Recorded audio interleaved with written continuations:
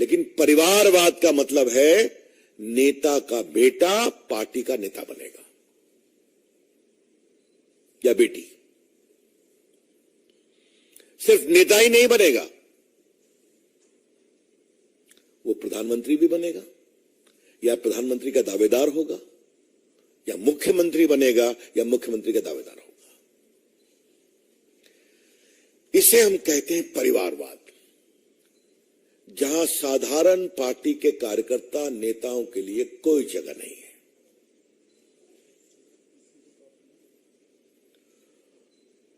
क्षमता हो या न हो, सामर्थ हो या न हो,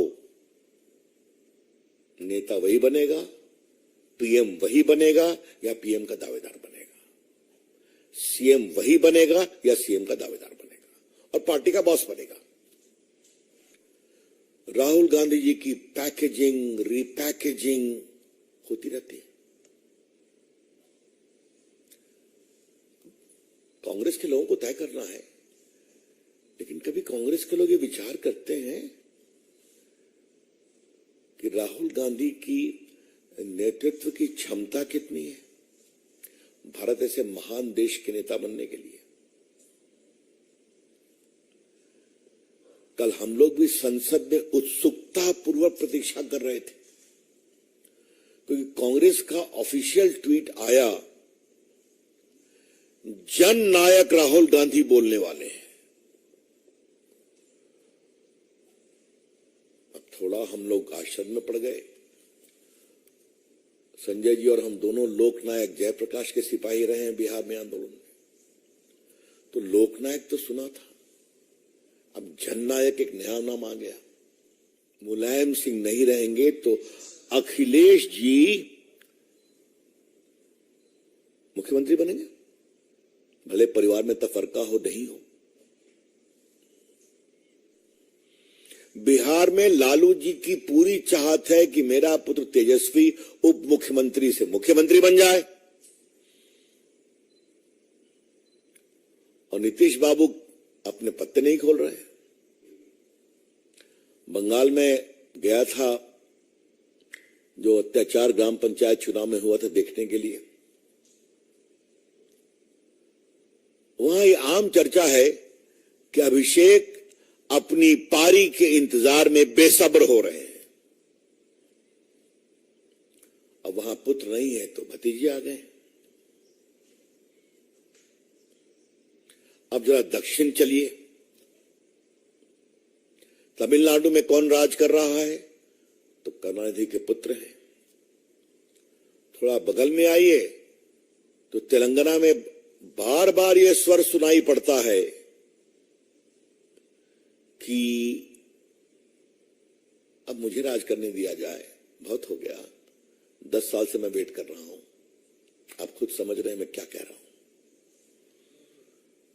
तो ये पूरा जो है परिवारवाद का एक छोटा नक्शा मैंने आपके सामने रखा है। परिवारवाद मतलब पार्टी का नेता पिता या माता जी के बाद पुत्र या पुत्री बनेगी, प्रधानमंत्री बनेंगे या प्रधानमंत्री के दावेदार बनेंगे, मुख्यमंत्री बनेंगे या मुख्यमंत्री के दावेदार बनेंगे। इसका दूसरा विभत्स स्वरूप क्या है? कुछ करना नहीं है, गद्दी तो मेरी है। तो जो इंडिया अलायंस है इसको घमंडिया कहा गया है, and they fully deserve it. घमंडिया अलायंस। जब परिवारवाद की पार्टियां जुटती हैं तो क्या अहंकार आता है, मैं उसकी बात कहना चाहता हूं। सरदार पटेल देश के इतने बड़े नेता थे, उनकी स्टैच्यू ऑफ यूनिटी लगी है गुजरात में। करोड़ लोग आते हैं देखने के लिए, हम भी जाते हैं तो हमेशा।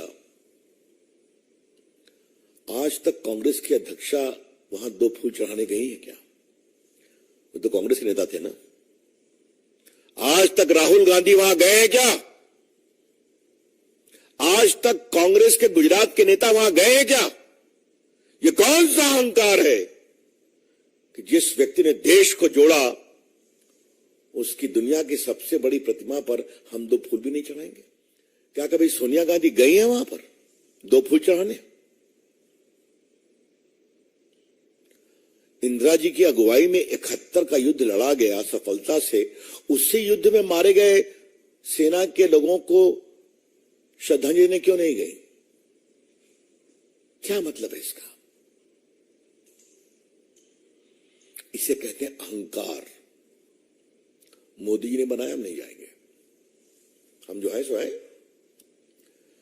तो ये है घमंडिया गठबंधन। क्या वहां कभी अखिलेश यादव गए हैं? क्या वहां कभी तेजस्वी यादव गए हैं? क्या ममता जी तो बंगाल की है ना? ममता जी तो दिल्ली इतनी बार आती हैं, मोदी जी को गाली पड़ती हैं। सुभाष बोस की प्रतिमा पर एक बार भी 2 फूल चढ़ाने गए क्या वो और उनके भतीजे अभिषेक? ये कहते हैं घमंडिया संगठन। और इसी घमंडिया का दूसरा स्वरूप यह है, जिस कर्पूरी ठाकुर ने गरीब पिछड़ों को संगठित करके सामाजिक न्याय का ईमानदार प्रस्तुतिकरण किया, वो जननायक वो नहीं, हम भी जननायक हैं। ये है अहंकार। आज मैं सवाल उठा रहा हूं, कुछ कारण से उठा रहा हूं। नीतीश कुमार जवाब दीजिए जो मैं सवाल उठा रहा हूं। लालू जी जवाब दीजिए जो मैं सवाल उठा रहा हूं। तेजस्वी अखिलेश जवाब दीजिए कि दिल्ली आप इतना आते हैं, एक बार सुभाष बोस की प्रतिमा पर आपको जाने का अवसर नहीं मिलता है। सरदार पटेल की प्रतिमा पर प्रणाम करने का आपको कोई अवसर नहीं मिलता है। वॉर मेमोरियल में जाने का अवसर नहीं मिलता है। तो जो लोग परिवारवाद की पॉलिटिक्स करते हैं, उनके अहंकार तो आता ही सबका ही है। तो मित्र, ये बात हुई परिवारवाद की। अब मैं बाकी दोनों विषयों को लेता हूं। एक बात आप जान लीजिए, जहां परिवारवाद की नग्न राजनीति होगी, उसके साथ भ्रष्टाचार और तुष्टीकरण अपने आप आ जाएगा। ये तीनों त्रिवेणी है राजनीति की, गंदी त्रिवेणी। त्रिवेणी का एक बड़ा सार्थक मतलब होता है। परिवारवाद, भ्रष्टाचार, तुष्टीकरण, यह भारत की राजनीति की गंदी त्रिवेणी है। The dirty triangle of India's politics. मैं आपसे एक बात कहूं, भ्रष्टाचार वहीं पनपता है और वहीं पनपा है जहां परिवारवाद रहा है। मैं गिनाता हूं। 2G के समय किसका शासन था? परिवार का। मनमोहन सिंह की कितनी चलती थी? कोयला घोटाले में तो झेल रहे हैं ट्रायल, सुप्रीम कोर्ट में स्टे के लिए गए हुए हैं। कोयला घोटाला मैंने बताया, कॉमनवेल्थ घोटाला मैंने बताया, आदर्श घोटाला मैंने बताया, सबमरीन घोटाला, हेलीकॉप्टर घोटाला। इन सभी घोटालों में परिवार के किसी लोगों का हाथ है या नहीं है? मुझे बता दीजिए। मैंने एक बार कहा था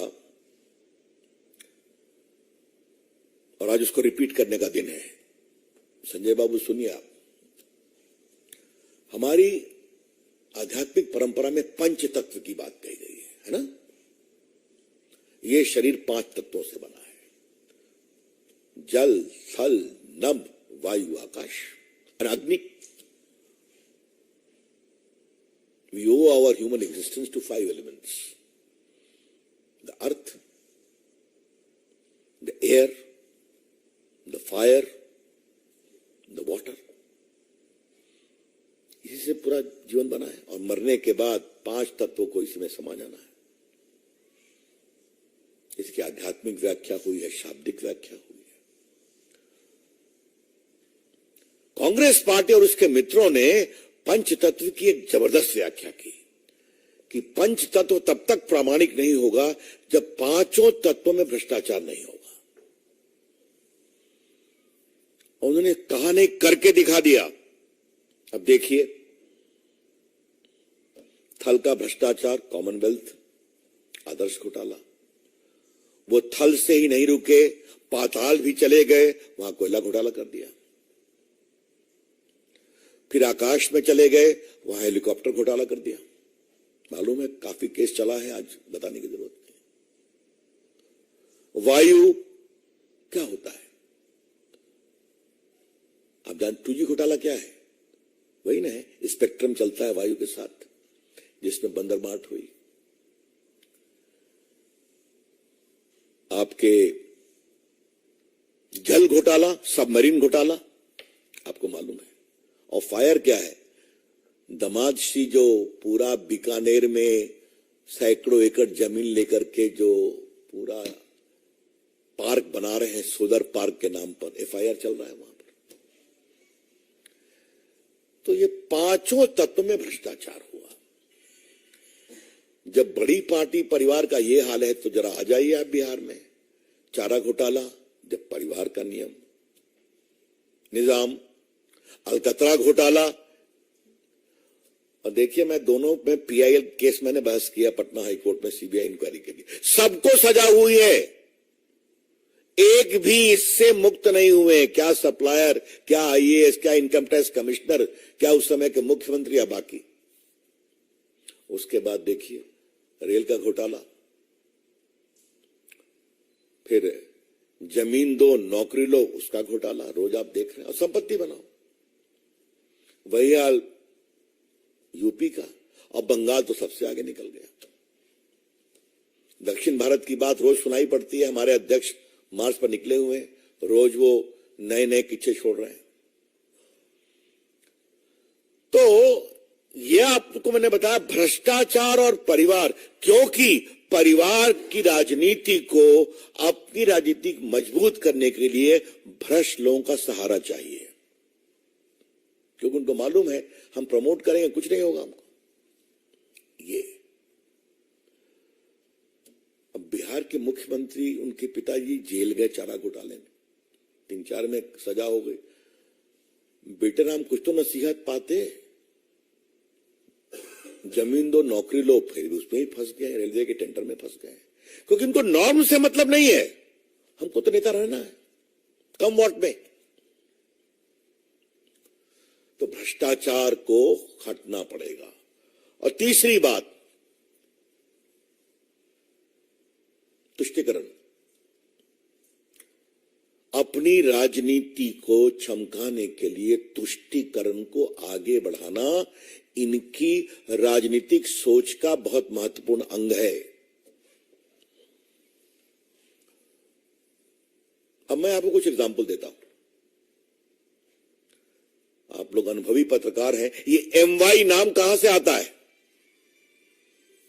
मैं रिपीट कर रहा हूं, MY कॉम्बिनेशन कहां से आता है? सेक्युलरिज्म की दुहाई देने वाले इतने बेशरम तरीके से तुष्टीकरण करते हैं, मुस्लिम यादव कंबाइन। तो यूपी जीतना है, बिहार जीतना है। तो ममता जी ने उसमें अपना तड़का लगा दिया। तो उसमें सिम्मी की गतिविधि हो, कोई कार्रवाई नहीं होगी, PFI हो, कोई कार्रवाई नहीं होगी। और ममता जी की तो राजनीति ने सारी हदें पार कर ली तुष्टीकरण में। और देखिए, तुष्टीकरण के लिए ये लोग किस सीमा तक जाते हैं। राजीव गांधी को 400 का बहुमत था। शाहबानों के सुप्रीम कोर्ट के फैसले को किसने पलटा? राजीव गांधी की सरकार ने पलटा, इनके दबाव में। बाकी मैं सारा इतिहास आपको नहीं बताऊं। और अभी 3 तलाक समाप्त करने का विधेयक, जो प्रधानमंत्री के निर्देश पर कानून मंत्री के रूप में मुझे प्रस्तुत करने का सौभाग्य मिला था, सारी परिवारवादी पार्टियों ने महिलाओं के सुरक्षा के लिए 3 तलाक के अभिशाप के खिलाफ इतने ऐतिहासिक विधेयक का विरोध किया था। क्या सोनिया जी की पार्टी महिला नेत्री है? क्या ममता जी की पार्टी महिला नेत्री है? और बाकी तो RJD और इन लोगों के बारे में तो कहने नहीं है। तो ये तुष्टीकरण को बढ़ावा देती हैं राष्ट्र की अखंडता, सौहार्द को रोकने की सीमा तक। इसलिए देश की राजनीति के जो तीनों अभिशाप हैं, हमें गर्व है कि भारत के प्रधानमंत्री ने 9 साल के राज में समाप्त किया है तुष्टीकरण को, समाप्त किया है भ्रष्टाचार को। आज सरकार के गलियारों में दलालों और बिचौलियों के लिए एंट्री बैन है। सारे निर्णय ईमानदारी से होते हैं, ऑक्शन से होते हैं।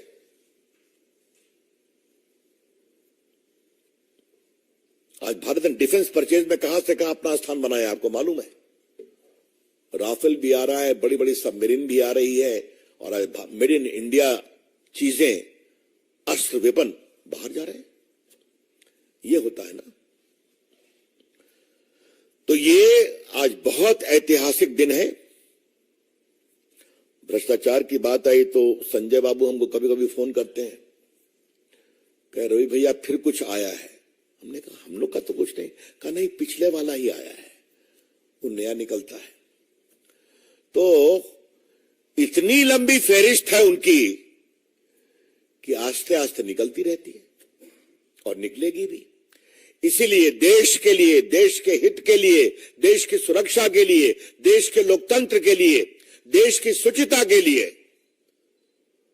और आम लोगों का लोकतांत्रिक संस्थाओं में विश्वास बढ़ाने के लिए यह बहुत जरूरी है कि ये तीनों अभिशाप, परिवारवाद, भ्रष्टाचार, तुष्टीकरण, भारत छोड़ो,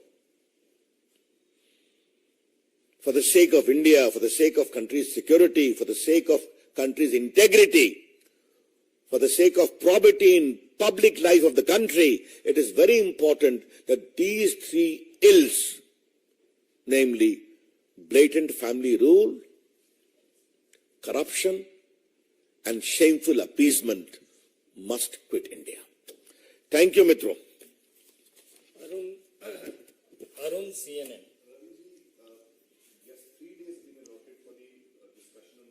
First on this. Any question on this?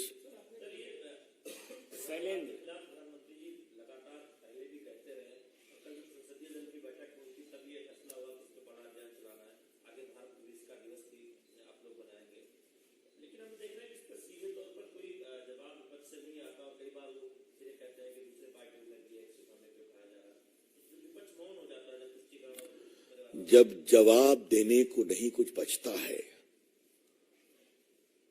तो नीतिगत रूप से मौन धारण किया जाता है। लेकिन भारतीय संस्कारों में एक और बात है ना, मौन स्वीकृति लक्षणम। हाँ, क्या उनको बोलने के पास क्या है? इसलिए मैंने आज पार्टी के राष्ट्रीय फोरम से बहुत विस्तार से बताया कि ये तीनों अभिशाप क्या हैं और कैसे भारत के राजनीति को खोखला कर रहे हैं।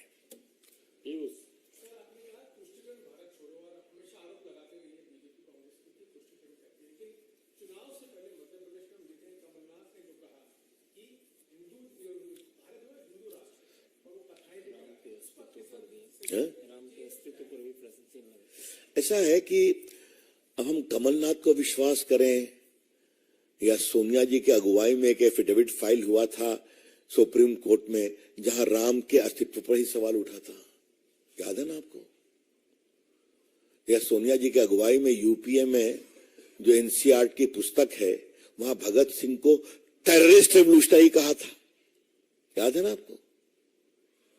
और अब तो सुप्रीम कोर्ट का फैसला आ गया बाबरी मस्जिद को लेकर के। उनकी जो जमात थी एडवाइजरी काउंसिल, उन्होंने क्या क्या बातें नहीं कही थी, कोई गवाही नहीं है। अब मैं वहां वकील रहा हूं, छोड़िए, बहुत कुछ बोलने को है। इसलिए अब वोट के लिए उनका हिंदू प्रेम जागा है, अब छोड़ दीजिए, जनता तय करती है। ये कन्विक्शन नहीं है, कन्वीनियंस है। ये आस्था नहीं है, राजनीतिक सुविधा है। Any other question? एक मिनट पहले इस पर इसके बारे में कुछ, चलिए। Arun ji,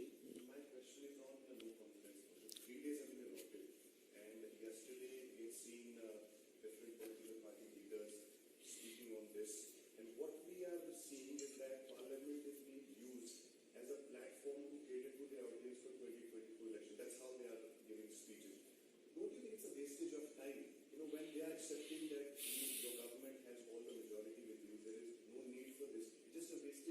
Well, that is a very interesting question, but instead of asking me, ask the leaders who have brought the no confidence. That is their right. Speaker accepted it. Whatever they are saying will be replied to. But yesterday I was very curiously awaiting the arrival of Rahul Gandhi to unleash a barrage on attack on us. His conspicuous silence was too conspicuous. Should I presume that he was advised by some of his friends reluctantly not to speak? Because he will speak, he will say a lot of things which by itself will make news. Thank you. Thank you. क्या अविश्वास प्रस्ताव को लाने का अधिकार तो उनको है, और कल उन्होंने कहा भी दिया कि खाली प्रधानमंत्री के चेहरे को देखने के लिए उन्होंने लाया है, उनको भी बहुमत की जानकारी है। लेकिन इतना अवश्य कि मैं भी बैठा हुआ था, जब हमने भी देखा ट्वीट की राज सो कॉल्ड जननायक राहुल गांधी शुरू करेंगे, तो बड़ी उत्सुकता से हम भी प्रतीक्षा कर रहे थे।